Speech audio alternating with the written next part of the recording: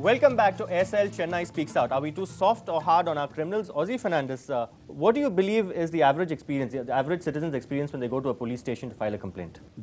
Especially among the poorer sections and the average citizen, the first thing is a complaint put in. It takes in so much of time to get an FIR filed. When the poor go in as an accused, very often, till today, in the police stations in Chennai, they are beaten up, they are stripped of their clothes, they are made to sit down, they are not given a chair, they are made to sit on the ground. You know, very, very inhuman treatment till today. Absolutely not. 2 days back, I visited your police station. It's nearby Coimbatore. His police station? No, not his. Okay, police station. Yes. That was for a complaint. I lost my RC book. For that, I went there. There was 2 cases. One auto driver was talking to some girl in the bus stop, it seems. They took that guy. At the same time, another person who was driving a Honda City. So some accident. I think he ran. I think they killed a person. But the person, the auto driver I'm talking, they stripped, they kicked, they slapped, they manhandled. He was sitting in the corner of the floor. The person who was the driver, I'm talking about the Honda City, he was sitting in a chair. They are offering the A4 sheet paper, or you want a coffee? The common problem with all citizens is we don't know what happens in a police station. We don't know how to file an FIR. What is the procedure that happens in a police station? 16 years back, in this very month, for this very purpose, a movement was launched called Friends of Police. You don't know that. And you should know, now you know. But for everything you're suggesting Friends of Police. It's not a panacea. But what he's saying is he needs an interface. And thousands of youth like you, in the very rural areas where they could be treated with indignity, have come into police stations. And three young people like you are accompanying an average policeman in the Mofussil police stations of Tamil Nadu. And the Loyola College, which is rated #1 in the country, we have do you know that 200 young people are active Friends of Police? They go on night rounds with a constable. So that breaks the khaki curtain. So we have torn the khaki curtain. You have Katta Panchayat now, what we call kangaroo courts. Now, whenever, let's say somebody, a tenant overstays beyond the lease, it's actually trespass. Now, the landlord, if he goes to the court, he knows it will take many donkey's years for it to be settled, for him to be able to get an eviction order. So the person either goes to the police, and the police is not allowed to interfere in civil disputes. The courts frown upon this practice. But a lot of senior officers I've been talking to recently have told me that when it comes to escorting dangerous criminals, you trust the police. When it comes to escorting our national assets, the VVIPs, you trust the police. But you don't trust the police when it comes to solving, let's say, a civil dispute. You don't trust the police. The Evidence Act also says admission to a police officer is inadmissible. So there is that level of mistrust even in the law. Absolutely. Now the problem happens to be when you give this power to the police, what happens is, like in Pudal, there is, till recently, there was an 80-year-old man who was convicted of rape. Now how did that happen? Because the village in where the rape happened, the village got together and said, okay, this we'll present this 80-year-old man, and the police were fine with it. You know, somebody else did the rape. In fact, I remember a very famous case. DGP Nataraj went to Coimbatore to the jail and saw that a blind guy who is practically immobile was charged with arson. And he wrote to the government and got that fellow released out of prison. Now the point is that when you give unbridled powers to the police, this is exactly what happens. To anybody for that matter. It has been observed that a lot of dangerous criminals actually run their empire sitting inside the prison. You have to have jammers in prisons because you have cell phones in prisons. Also, recently in Pudal prison, there was some survey conducted which showed that many of the prisoners having a gala time, being pampered, and they're actually putting on weight in the prison. Absolutely. It is one of those things that happens in prisons. So we're hardly being hard on criminals in that case. No. You disagree? No, it's only for overcrowding of very prisons is small what fraction. you probably say. I mean, No, I am saying all under trials, especially those for petty crimes, first you let them out. Why should you keep under trials languishing in prisons? And the coterie that is inside there, which you are talking about, is a coterie fully supported by the prison administration.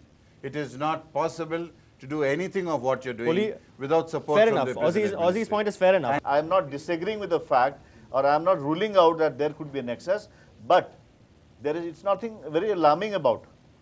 Possibly there is. You're inside prison so that to shield you from, to ensure that you don't commit further crimes. If you're continuing inside prison, it's undesirable. Okay. If it is there, it's absolutely undesirable. And again, it must be broken if it is there. I'm not ruling it out.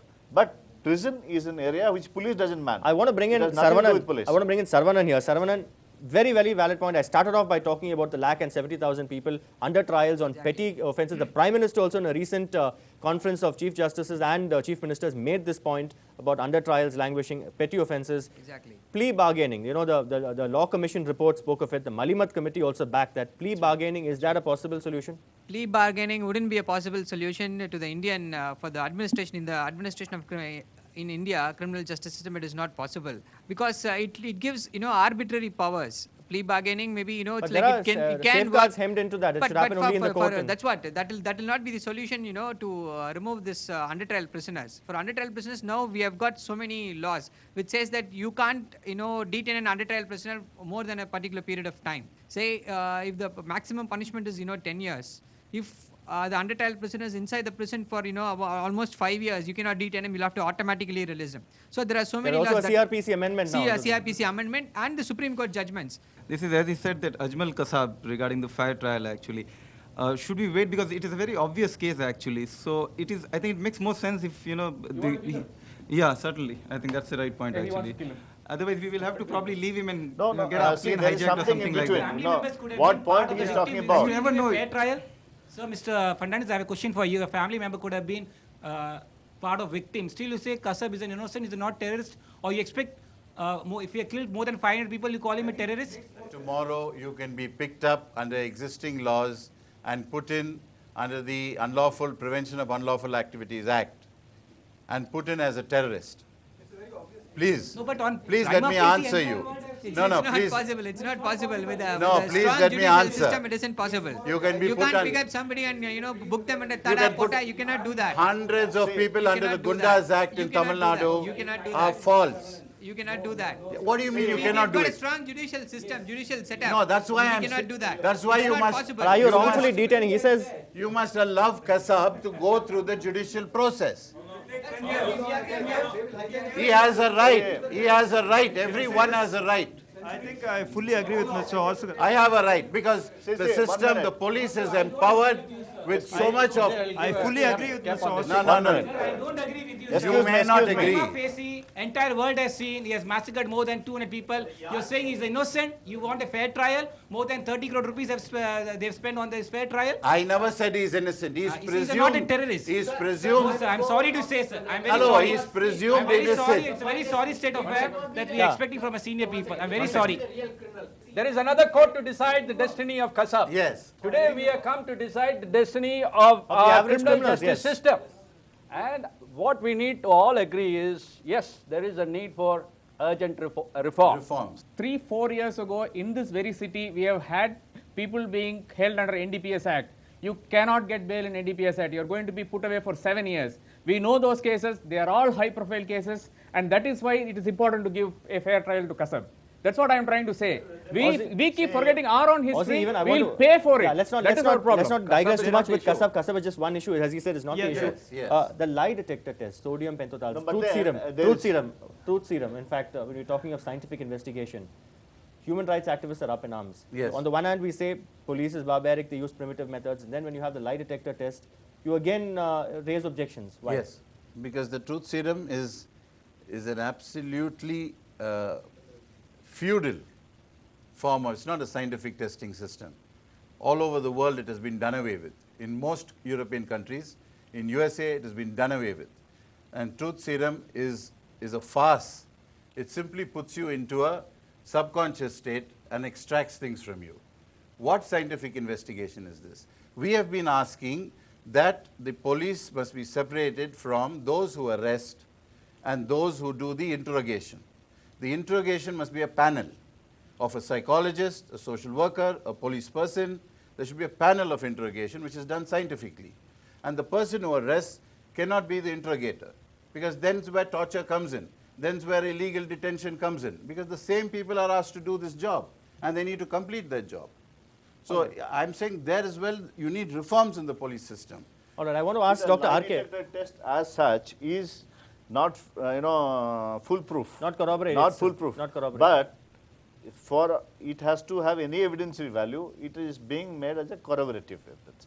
And it's an indicator of things that It's happen. inhuman, sir. It's inhuman. You have your views. You have your medical views. examination in that case is inhuman. All right, let's You have in your fact, views. Dr. Raghavan, who headed, Dr. Raghavan, R.K. Raghavan, who headed the country's premier investigating agency, the CBI. Dr. Raghavan, scientific investigation, why is that we don't have more of that the police force? Yeah, this is very fashionable to say it should be more scientific. Definitely, CBI has kept pace, and it has, I know the interrogation room is equipped with all the gadgetry it is required.